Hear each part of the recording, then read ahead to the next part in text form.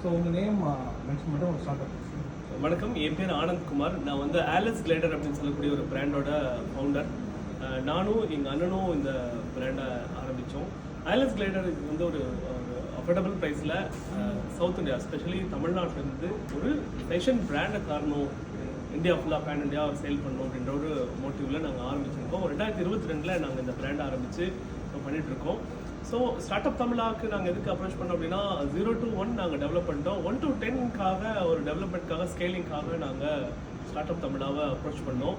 Luckily மொத்தமாக 1600 பேர் apply பண்ணதில் முதல் 100 பேரில் ஒரு இதுவாக எங்களை செலக்ட் பண்ணது ரொம்ப மகிழ்ச்சியாக இருந்துச்சு. கிராண்ட் கிடைக்கலன்றதை தாண்டி 100 பேரில் ஒருத்தங்களை நாங்கள் இங்கே வந்தது, இங்கே இருக்கிறவங்களை மீட் பண்ணது, அது வந்து ஒரு நல்ல அனுபவமாக இருந்தது.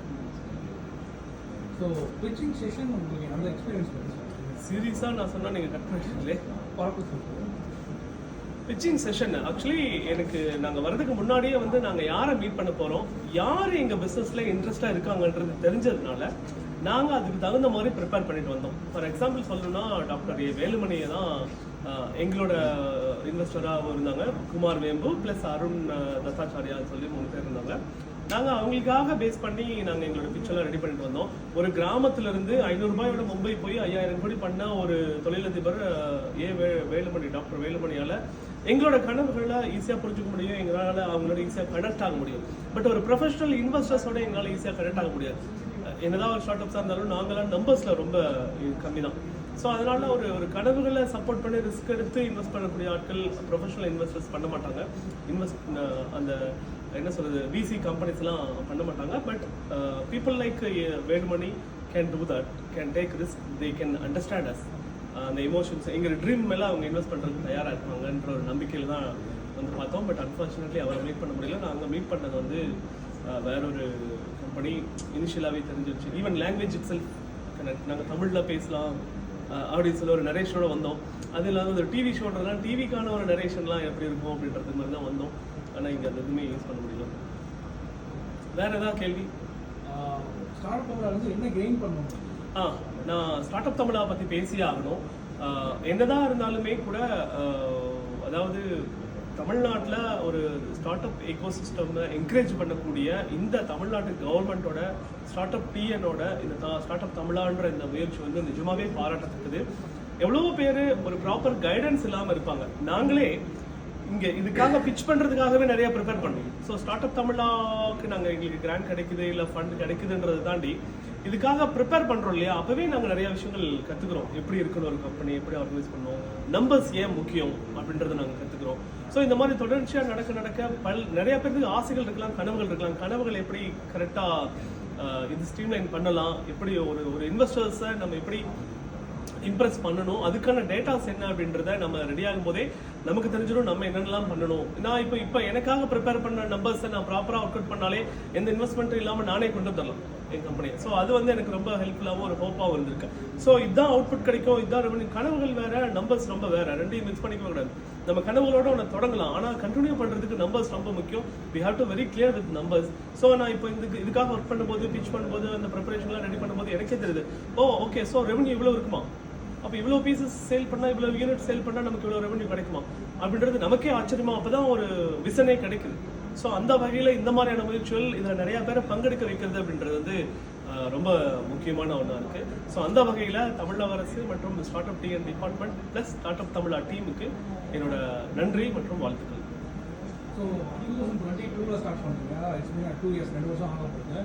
இந்த ஜேர்னியில் நீங்கள் கற்றுக்கிற விஷயமா இருக்கட்டும், இல்லை உங்கள் ஃபெல்லோ ஆண்டர்பிரனர்ஸ்க்கு நீங்கள் சொல்ல வேண்டிய விஷயம் அப்படின்னா? நான் ஃபெல்லோ ஆண்டர்பிரனர்ஸ் பற்றி சொல்கிற மாதிரி என் கதையை நான் சொல்கிறேன், கொஞ்சம் கேளுங்க. நான் வந்து ஒரு 10 வருஷமாக டிவி ஜேர்னலிஸ்டாக இருந்தேன்.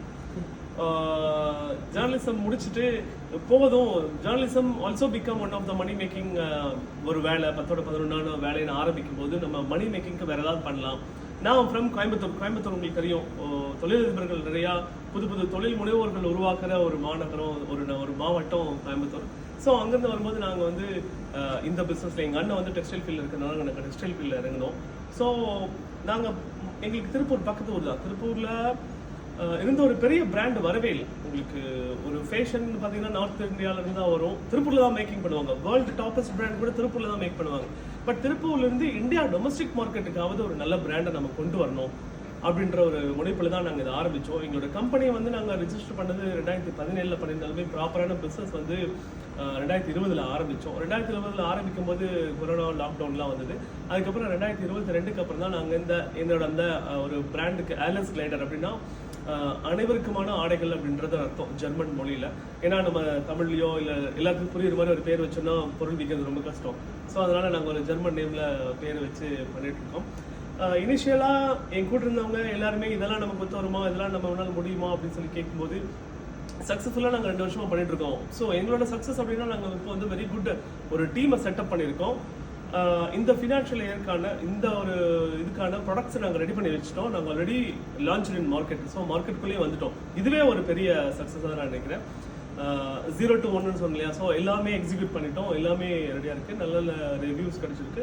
So we already started sales அப்படின்போது இன்னும் கொஞ்சம் சிரமப்பட்டோம்னா இன்னும் இப்போ நான் வச்சிருக்கிற ஸ்டாக்ஸ் சேல் பண்ணி நான் அடுத்தது மறுபடியும் இன்வெஸ்ட் பண்ணி மறுபடியும் கொண்டு வந்துடுவேன். ஸோ ஸ்டார்ட் அப் பண்ணுறவங்களுக்கு நான் என்ன சொல்கிறேன் அப்படின்னா, கனவுகளுக்கு செயல் வடிவம் தாங்க. செயல் வடிவம் தந்து கொஞ்சம் போனோம்னா அது ஈஸியாக இருக்கும். ஸோ அந்த செயல் வடிவம் தரதுக்கு இது போன்ற பிளாட்ஃபார்ம்ஸ் ரொம்ப யூஸ்ஃபுல்லாக இருக்கும். கடைசி கொஸ்டின், ஒரு 2 ஃப்ரேஸ் வந்து நான் தொடர்ந்து நிறைய பேர் கேட்டுருக்கேன்.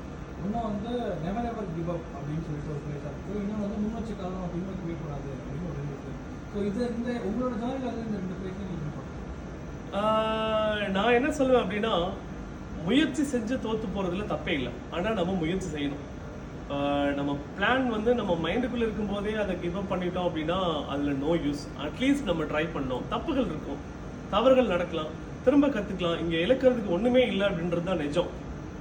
யாரை கேட்டாலும் இப்போ நான் வந்து இந்த பிஸ்னஸ்குள்ளேன்னு வந்ததுக்கப்புறம் நான் உதாரணத்துக்கு டாக்டர் ஏ வேலுமணி அவரோட ஸ்பீச்சஸ் நிறையா கேட்பேன். அவர்கிட்ட இருந்து இன்ஸ்பயர் பண்ண விஷயங்களே நிறையா இருக்குது.